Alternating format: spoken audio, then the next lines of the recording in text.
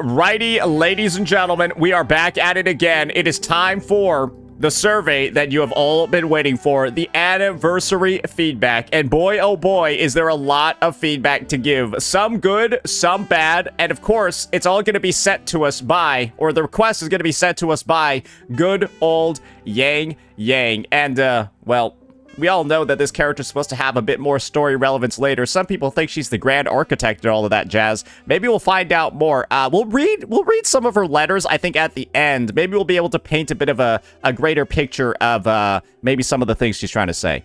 So without further ado, let's go ahead. Let's get that questionnaire going and, well, see what Kuro's actually going to ask us. Natural flashbang right at the start. Lovely. Let's go ahead and start the survey. Let us know your age. Let's just put a random number. So far, how would you rate your overall experience in 3.3?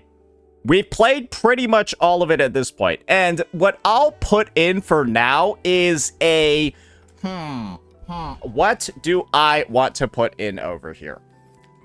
I would have to put a it's either a satisfied or a neutral from the perspective of I think I'll put satisfied for now. I'll put satisfied. Yeah. How satisfied are you with the following? Music and sound effects. I feel like the music and the sound effects are great this version. Story, I'll put satisfied for the story. I think one thing that I think was probably the worst part of 3.3 for me, taking into account everything, it was Hiyuki. Yeah, bro, I'm going to be honest. I hope she ends up doing something later because it feels like most of the story quest, at least her parts, is her just feeling bad about herself. And then she, like, doesn't feel like she does that much. So it's kind of just like a pity party for Hiyuki for, like, almost every single segment she's in like, the 3.3 part. She has, like, one cool cutscene for sure, but, like, all she does is just, like, unseal something. So it's kind of just like, I hope she ends up doing something later because it felt like it was a lot of setup for her for like her role in the story to kind of like conclude. Like what is she going to be? Is she like actually? I don't know. It feels like she just went nowhere. It feels like she went nowhere story-wise, and it was kind of just done to give her screen time. That was my one thing that takes away from it. World exploration. Yeah, I think they did a good job with it. I haven't done particularly much of the world exploration, but I heard a lot of people really love Demir Plains. I'll say it as somebody like, hey, good world design, adding in a bunch of the islands, and of course, like the flying, and then not making the flying resource annoying to use either. It regenerates super fast. You'll never end up like falling out of air if you don't like want to, unless you're really fucking dumb. So yeah, I think it works out well, other than the, actually, no, I'll put satisfied because they lock the exploration behind the story. Yeah, the actual exploration is good, but they locked so much of it behind the story. It was retarded, to say the very least, locking it all behind like 3 hours. Now, environment visuals. That's where I'll put very satisfied because the new area looks really, really, really good. So, yeah, that's I think a fair breakdown, at least of these 4 categories. Now we got resonator visuals. I mean, I think Denya and Hiyuki both look great, and I think Denya and Hiyuki both have great effects. Yeah, don't really have anything to say. Performance optimizations. Is Star Torch better or worse this patch, right? Like, I think it's better than before. I think it's better than before, but, like, it's still... Is it the same? Is it still bad? It did not change?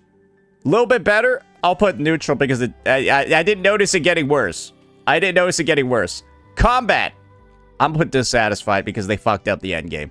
Yeah, no, I'm gonna put dissatisfied because the HP inflation they added to Whimpering Waste and TOA, the 20% in a bunch of very unique places. Yeah, I don't know about that one, dog. Resonator building, I'm gonna put dissatisfied this version because they story-locked Hiyuki's stuff. Yeah, no, and getting 1-cost echoes in this version, brother. When you farm any echo in the high Roy nowadays, it will drop up to 3 cents. And so for 1-cost echoes, when an echo drops something, you have a 1/3 chance of getting the right set, and then a 1/3 chance of it being the right main stat. So in all honesty, whenever you farm an echo that you're trying to like get, you have a 1 in 9 chance of it being usable. 1 in 30 if you have a modifier, but at that point it's kind of like, oh boy, I'm using kind of a premium resource just to make my overworld farming less annoying. It's kind of ass now. Yeah, I'm gonna be honest. Having 3 droppable sets for every mob is kind of a retarded decision. Now, based on your experience, how satisfied are you with UI design, events and challenges, and the co-op experience? Okay, star bouncing is fucking boring. The anniversary events, I think, are fucking bad. Let me just be honest with you. I don't think the anniversary events are, like, good. Like, the cube one was so much better. The cube combat event was, like, so much better. It was insane.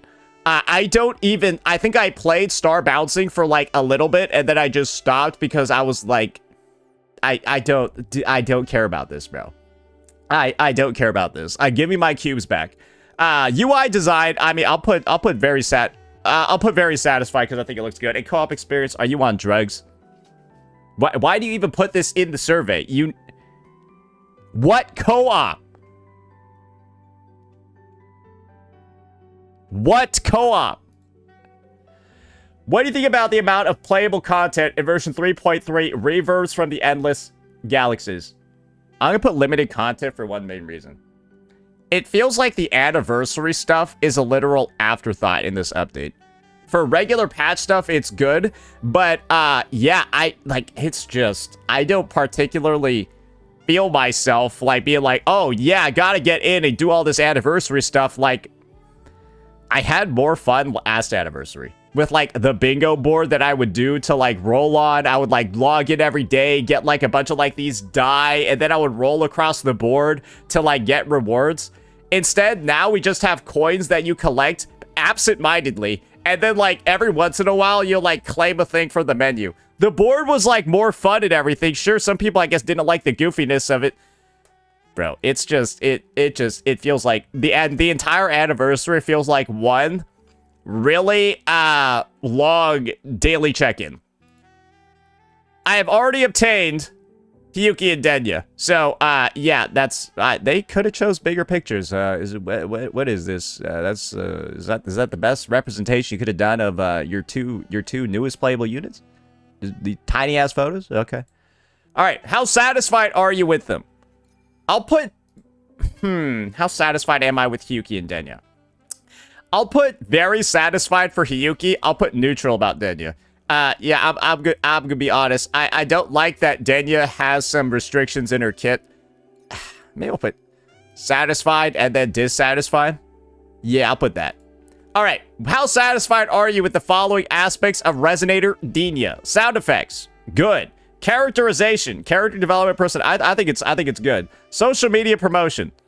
She didn't get me that many views on YouTube. Combat design, hit feedback, maneuverability, special effects, etc. I'll put dissatisfied. You wanna know why? Because this character without her ultimate is not a unit. They created the first unit where if you don't have their ultimate, they cannot do anything except basic attack. Every other unit in the game, yeah, some of them have burst modes, right? Like Jian, Zhang Liao.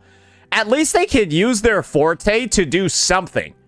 They can use their forte to do something outside of, like, their liberation to deal damage, right? Jian gets his skill enhanced. Zhang Liao can enhance his skill to jump up in the air. Denya can just basic attack and then use her skill that's on a 20-second cooldown, and that's it. No forte interactions unless she has the resonance energy to do it. I think it's just, as a design, you just need to play her on the first half of Whimpering Waste, and you'll be like, huh, this doesn't feel like a complete unit. Or this feels like a unit that's a little bit underbaked. That's just my personal take, and you would notice it firsthand playing her in that game mode. Voice over quality. I know some people ain't gonna like it. I think her voice work is well done. Visual design, splash art, 3D model, animations. I think they did a good job there. And meta performance, resonator skills, damage output capabilities, etc. I'm gonna put neutral because yes, her teams are very good, but she only has 2 as she works with 2 DPS characters. Even in those teams, she has a constrained number of supports because they intentionally designed her kit to require, like, certain DPS characters, but then also tertiary supports on top of that. If she's supporting Ibith, she needs Chisa. If she's supporting Luke, she also needs Mornier. So it's like, I don't understand, like, even on top of having restrictions, even in her unique resonance mode, she has more restrictions on top of those resonance modes to activate her full buffs.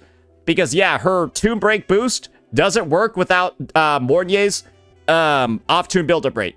And her fusion burst damage amp doesn't really work that well unless somebody else is increasing the stack limit, like Chisa. Plus, having specialized DPSs all the time, it's kind of just like, yes, she's strong. Yes, her T's are good, but it's also like, oh, bro, she has 2 T's, basically. What do you think Denya's main appeal is? Tragic, cute, kind of crazy character that's also related to Fraxidus / Thernodians. Kind of has, like, a dual personality / I don't know, like, and a happy / sad side that some people, the mentally ill, really resonate with. And also most gacha players. There we go. All right, what else? Why is the promotional content for Denya on social media not satisfactory? She shared her advertisement / promotion with the Cyberpunk collaboration units and got completely mogged. What else do you want me to say? Like, that's just arguably what happened, so it's just not going to be as good. What do you want me to say? It's kind of your fault, though. Oh, God. What do you dislike about Denya? Holy shit. Oh, they know she didn't sell that well, did they? Oh, they must have known she didn't sell that well. Yeah, no, that's what this is, right? It's admission she didn't sell that well if you said to me this shit. Oh, they expected her to do better. Okay, all right. What did you dislike? Combat and sound effects, voiceover. I said they were good. Visual presentation, combat animation, 3D model, 2D splash art, skill animation, combat special effects. I think these are all fine. I think visually she's great. Characterization, character development, personality, identity or role in Solaris 3, interpersonal relationships. So this is kind of like the thing. Denya feels like what Firefly should have been from Honkai Star Rail. Does that make sense? Like, kind of like a unit that, like, literally felt like they lived for, like, 2 patches.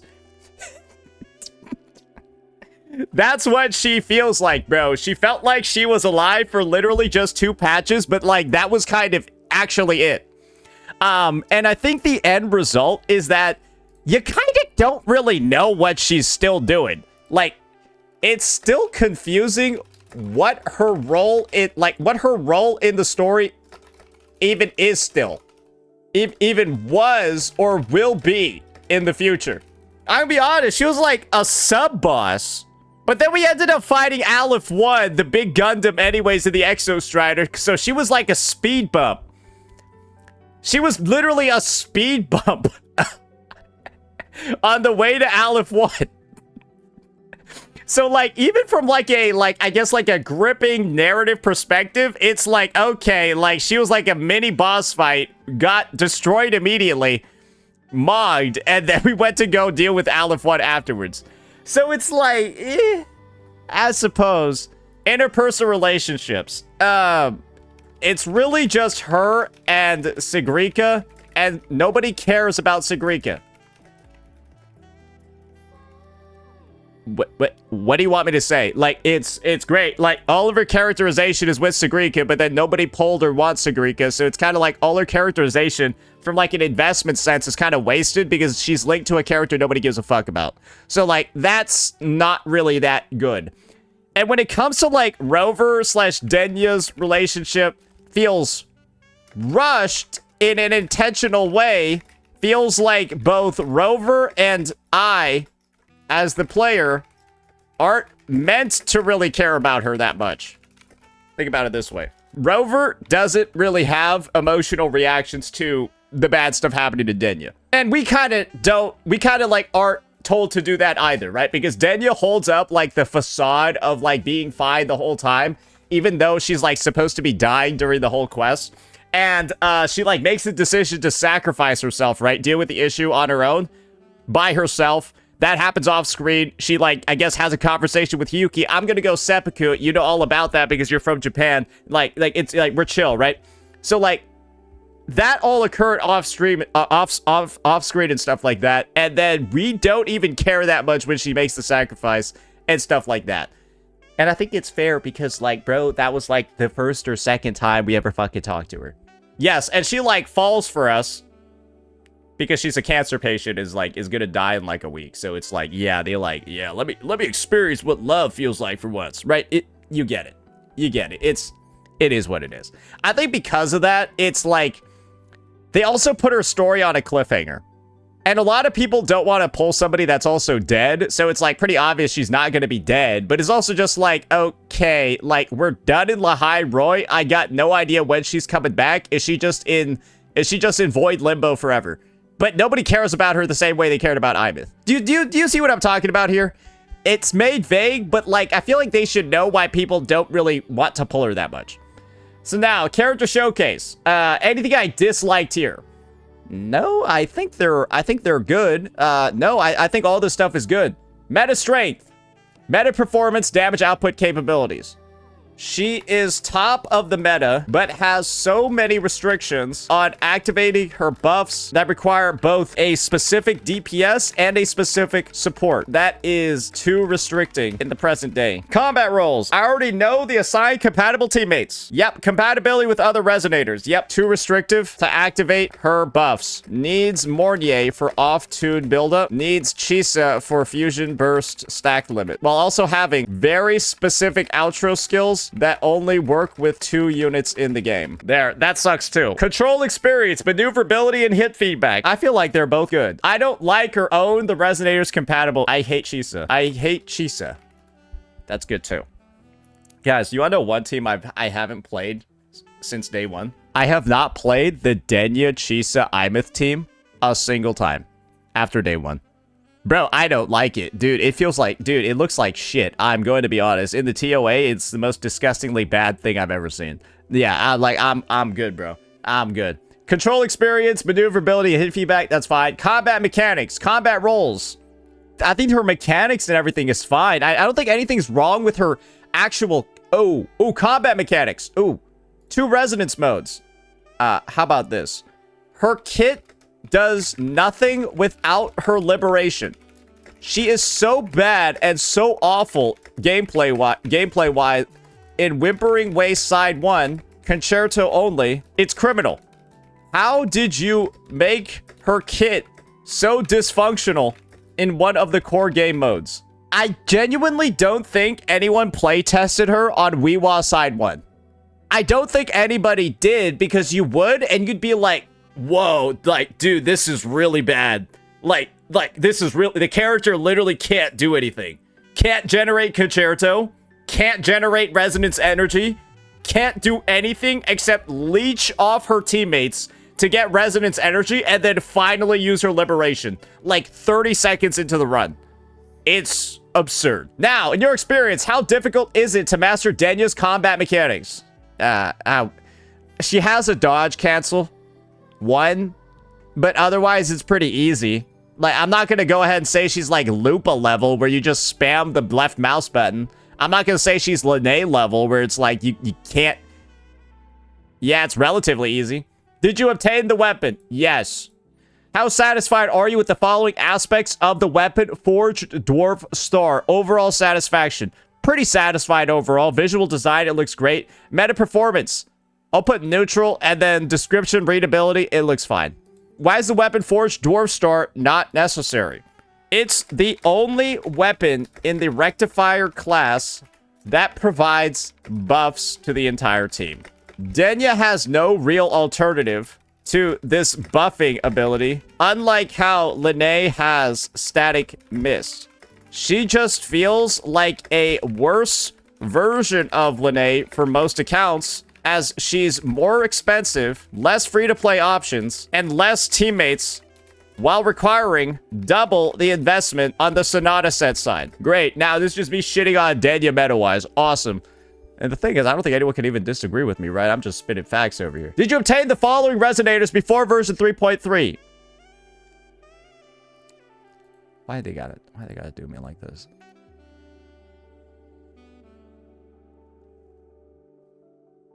I did it. No, I don't pull constellations in this game. No, I didn't convene for them. I didn't convene for them, no.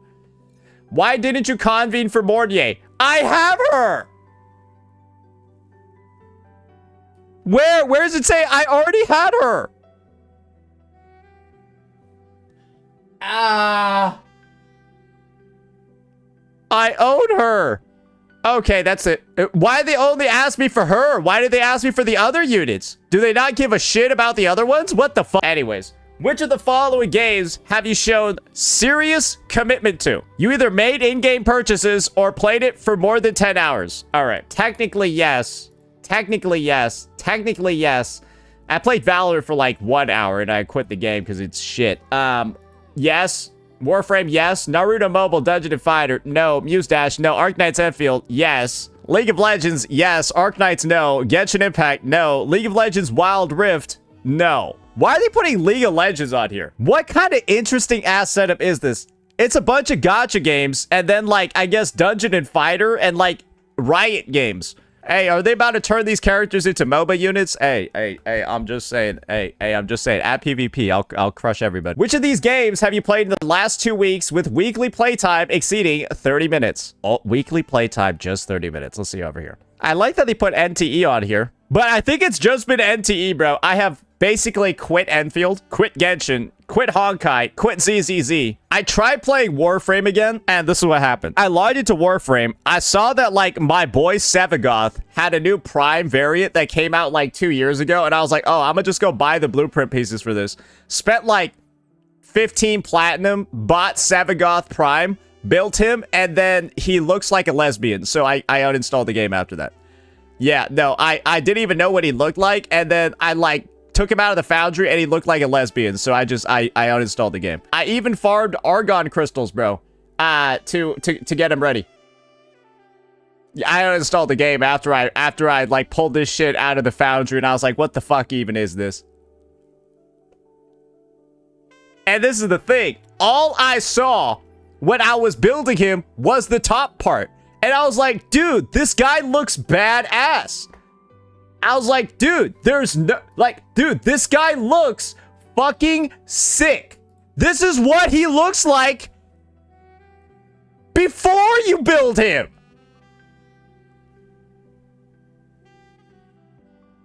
Bro, what the fuck? Bro, looking like a fucking Concorde design out here. Anyways, sorry. That's why Warframe isn't getting checked off. Even though I did play more than 30 minutes. I hope you can understand why. Is that the last question? That's a little bit awkward. That's a little bit awkward, I'm gonna be honest. I guess let me make a summary for the questions that I saw thus far. Some signs might be pointing to this. A lot of questions seem to be focused on revenue and why or why not you decided to pull certain units. And I think the kind of like main conclusion I can draw from that is this. Hiyuki did very, very, very well revenue-wise, and Denya maybe didn't meet the projections that they were expecting.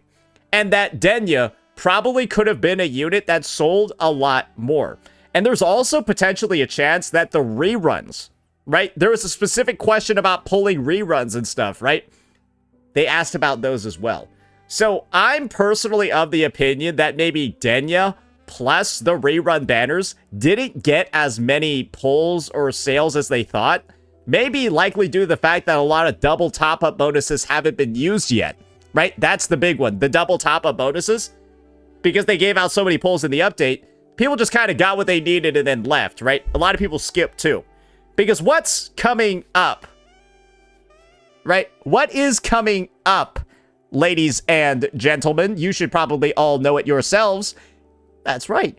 It's the Cyberpunk fucking collaboration, guys. Yep, that is the shit that we got coming up in, I think we had the live stream for it in about like 2 goddamn days. With that in mind, I think this is them just trying to get a grasp of, okay, why did some people maybe decide to pull? Why did some people maybe decide not to pull? But I think the answer to them should be very obvious. When you show this, like 6 days into the patch, right? Bro, this was launched like maybe 6 or 7 days after Hiyuki's banner dropped. That was like 2 weeks. This came out 2 weeks before Denya's banner. This came out 2 weeks before Phase 2's reruns. This came out in the middle of the Phase 1 reruns. if you're wondering, Kuro Games, about why certain maybe sales metrics, revenue targets, top-up bonuses, so on and so forth, haven't hit, it's probably because you did it to yourselves. And if you're wondering where all the double top-up bonus resets are, all the big purchases, all of that, I think they're going to come in the next version. Yeah, I think they are. I wouldn't be surprised knowing that 3.4 is probably going to be a bigger update than 3.3, both hype-wise, content-wise, and also limited character-wise. This is kind of just like taking a hit in the present to get greater returns in the future.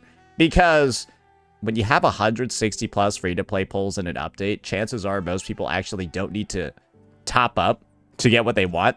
And chances are, even if people did need to top up, guys, they use some of the lower price bundles. You know how there's like a $5 one, a $10, $15, $50, $25, all of that?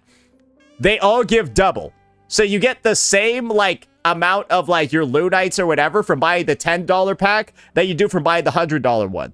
So if anything, people are probably buying out the smaller packs first if they do need that little extra, and then saving all the big guns for the collab over here. Overall, I would say a lot of interesting questions from Kuro, but I kind of wish they did focus more on, like, at least in my survey, right? I wish they did focus more on, like, the actual content, the actual end game, the HP inflation, all of that. And there was less of a focus on, oh, okay, like, why didn't we make money this patch? But then again, it is the anniversary update, so I'm sure it's an important topic for them. So, yeah. Now let's go ahead. Let's provide the feedback over here for all the other stuff that we wanted to talk about. This anniversary... Oh, God. This anniversary event-wise didn't really feel like an anniversary. The events were not as fun. The rewards were not as interactive. And it all just felt like one big login event where I just click check marks and get things. Additionally, the end game is ruined. You 20% HP... inflated every mode except for end state matrix at the second half of the patch. Why though? It wasn't necessary in the slightest, and you counteract this HP inflation by having some of the strongest buffs for certain units in the Tower of Adversity and Whimpering Wastes. Older units cannot keep up, even those from the 2.x patches. There needs to be a revisitation of balancing, damage, HP, buffs, restrictions, etc. by the time we head into 3.5, or stuff could get real messy real quick. And that's where I'm going to leave it at over here. So, like, we've already talked about it. Old unit buffs, changing Sonata sets, so many things that could be done to kind of like just like rewire and like fix up the game, but not a lot of stuff is happening right now. So yeah, hopefully sooner rather than later, because this latest HP inflation on the TOA has actually made so many teams so close to not clearing, it's not even funny. Even like modern 3.x ones. And that is probably going a little bit too far. But that's just my personal take. So that's going to be the submission over here. And I do guess that we are done. Thank you for your support of WuWa. Yeah, I know I give the best answers. Now, though, we gotta wait for something else. Yeah, closed beta participation? Fuck that shit. Let's read some of these letters that we got over here from Yang Yang real fast. Yeah, I should probably automatically delete it in 11 days. Oh, that's why my mail gets deleted. Rain has been constant lately in Jinzhou. Drizzle mostly. No chill in the air. Bill, when the fuck are we gonna go back there?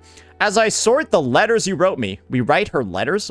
Can we see those? I realize how time flies, measured in the letters received and sent. We're once again standing at the threshold between spring and summer. How is the Roy of Frostlands now? Is it still snowy? You said you'd pilot the extra strider and head for the strider gate. Yeah, we already did that, dumbass. Do be careful in your endeavor.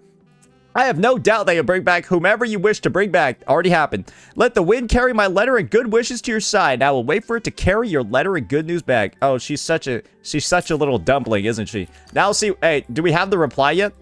I heard there was a reply and it was actually like Lord Relevant. Give me a second here. Where's my shell credits times 50,000 in Morphable Echoes X2?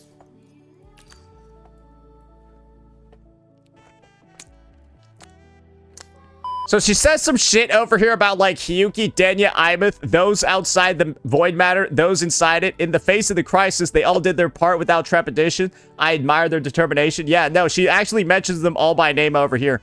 Determination is what brings one closer to one's goal, one step at a time. It's with this same mindset that I left my hometown for Jinzhou. Ooh, where's she from? Grand Architect. Determination you have in abundance, and you have become a beacon for so many. Didn't Fraxinus say something about them being the Waystones? Waystones and beacons are like kind of the same thing, right? For so many, I believe that a happy ending is sure to arrive when all are coming together to fight the Thenodian. Forge ahead, Rover, with determination. Oh, she's spoiling the ending? Oh, she's spoiling the ending over here? Oh, I guess that means we're going to have the true Avengers Assemble moment, ladies and gentlemen. We're going to have the true Avengers Assemble moment. We just need to find out who the Doctor Strange... Wait, is Chisa going to be Doctor Strange? Is she finally going to do something? Yo, it would be saved if Chisa becomes the Doctor Strange, right? A little bit of a sus letter. Maybe this is the Grand Architect. Who knows? This really gives me the vibes that this might actually be the GA, though. Yeah, I don't know. It's the... Kind of interesting language over here, but we'll see. But yeah, that's going to be the end of this survey, ladies and gentlemen. Just wanted to put that little... Did I get it yet? Here we go. Here's the starting part. The rain has stopped. The sun is out. I opened your letter to read. It warms my heart to learn that the Thenodian crisis in Lahai Roy has been resolved. And then that's the rest of the letter. So, that's the end of this one, ladies and gentlemen.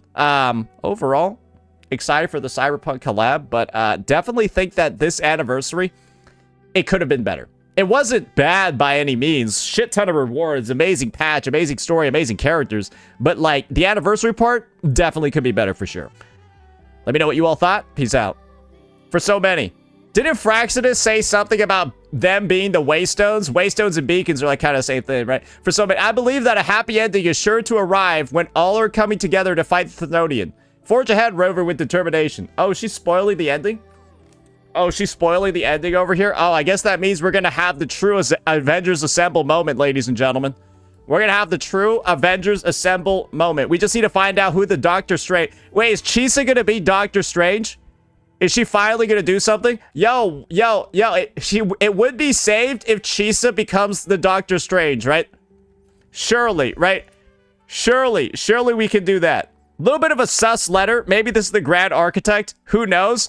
This really gives me the vibes that this might actually be the GA, though. Yeah, I don't know. It's the... Kind of interesting language over here, but we'll see.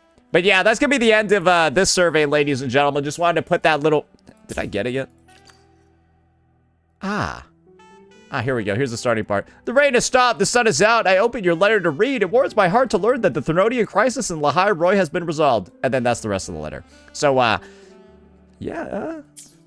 that's the end of this one, ladies and gentlemen. Overall, excited for the Cyberpunk collab, but definitely think that this anniversary, it could have been better. It wasn't bad by any means. Shit ton of rewards, amazing patch, amazing story, amazing characters. But, like, the anniversary part definitely could be better for sure. Let me know what you all thought. Peace out.